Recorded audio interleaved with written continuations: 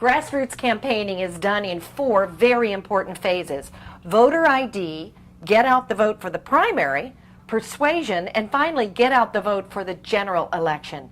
And at every step of the way, we need you. Now, to tell you more about these functions and how they fit into the election season calendar, here's our political director, Jake Bronger. Thanks. Let's start with voter ID.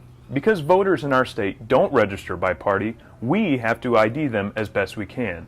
Do they vote Republican, Democrat, or Independent? What issues do they care about the most?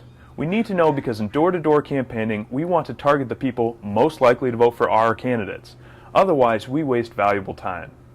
Voter ID is something that can be done pretty much year-round, but in an election year, voter ID is essential through mid-July, which is just before ballots arrive for the August primary.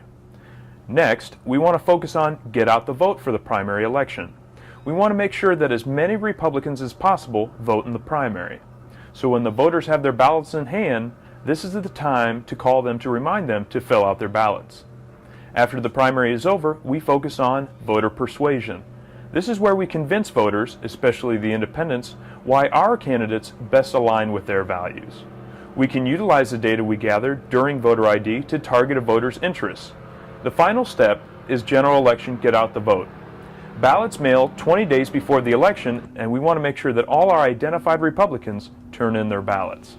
Thanks, Jake. And all of these efforts can make the difference between a win and a loss in a close election. And that's why it's so important.